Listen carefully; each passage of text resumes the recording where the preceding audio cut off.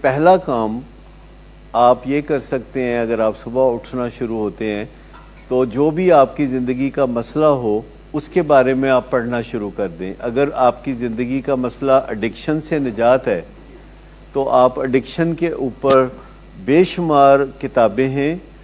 جو ڈیفرنٹ پہلوؤں سے ایڈکشن پر روشنی ڈالتی ہیں، جس کا مطلب یہ ہوتا ہے کہ آپ کو کریونگ نہ ہو، کیونکہ ایڈکشن سے ریکوری کا مطلب ہے کہ آپ اپنی کریونگ کو قابو میں رکھ سکیں، اور اس کے لیے ضروری ہے کہ آپ کو بے چینی نہ ہو، آپ کی ٹسل نہ ہو، آپ کے پھڈے نہ ہوں۔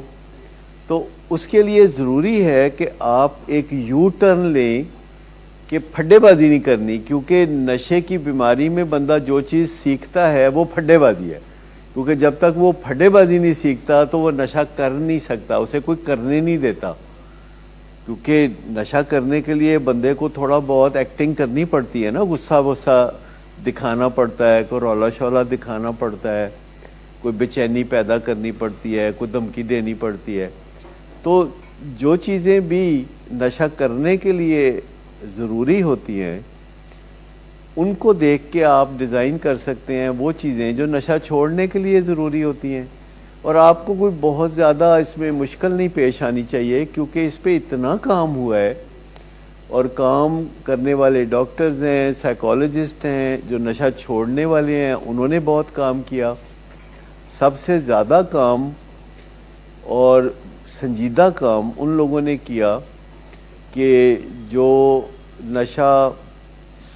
کرنے والے بھی تھے اور چھوڑنے والے بھی تھے، اور ایٹ دی سیم ٹائم وہ ڈاکٹر بھی تھے، کیونکہ جیسے ہر شعبے کے لوگ نشہ کرتے ہیں تو ڈاکٹر اور سائیکالوجسٹ بھی ابنڈنٹلی نشہ کرتے ہیں، معاشرے میں دوسرے لوگوں کی نسبت زیادہ نشہ کرتے ہیں۔ یہ ولنریبل گروپ ہے، ڈاکٹرز، نرسز، سائیکالوجسٹ، تو ایک طرح سے وہ ڈاکٹر بھی ہوتے ہیں اور وہ نشئی بھی ہوتے ہیں، اور انہوں نے نشہ بھی چھوڑا ہوتا ہے، تو وہ ایک صحیح پوزیشن میں ہوتے ہیں دوسروں کی رہنمائی کرنے کے لیے۔ زیادہ تر مریضوں کو تو مجھ پہ بھی ہمیشہ شک ہی رہتا ہے، تو میں نے ابھی کبھی اس کی تردید نہیں کی، نہ ہی تائید کی ہے، کیونکہ جو چیز بھی اگر آپ محفوظ رکھتے ہیں تو وہ آپ پہ اثر انداز ہوتی رہتی ہے۔ یاد رکھیں کہ جو چیز بھی آپ کے پاس ہوتی ہے آپ اس کو استعمال کرتے ہیں، اسی لیے میں اکثر لوگوں کو کہتا ہوں کہ کسی بھی ایسی چیز کو اپنے پاس نہیں رکھنا چاہیے، مثلاً اسلحہ، کیونکہ اگر آپ اسلحہ اپنے پاس رکھیں گے تو آپ اس کو پھر کبھی نہ کبھی استعمال بھی ضرور کریں۔ میرا خیال ہے کہ جو بری یادیں ہیں ان کو سینے سے لگا کے رکھنے کی کوئی ضرورت نہیں، کیونکہ ہم سب غلطیاں کرتے ہیں، اور فیملی ممبرز کے ساتھ زیادہ غلطیاں کرتے ہیں کیونکہ وہ قریب ہوتے ہیں۔ دیکھیں، آئندہ بدل کے اسے بحال کیا جاتا ہے،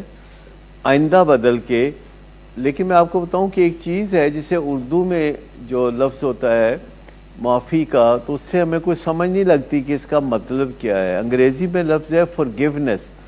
forgiveness forgo سے ہے، forgo کا مطلب ہے جانے دیں، کسی چیز کو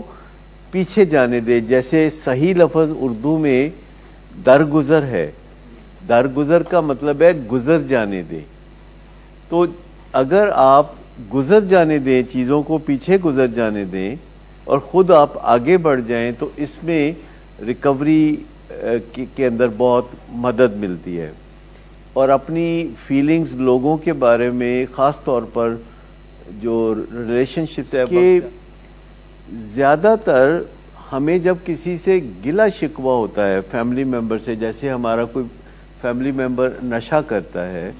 یا کوئی ایسی حرکت کرتا ہے جو کہ ہمیں نہیں پسند، تو یہ ہمارے لیے نقصان کی بات ہوتی ہے کہ ہمارا فیملی ممبر نشہ کرتا ہے، یا ہمارے فیملی ممبر میں کوئی کریکٹر ڈیفیکٹ ہے، تو یہ ہمارا ایک کافی بڑا لاس ہے۔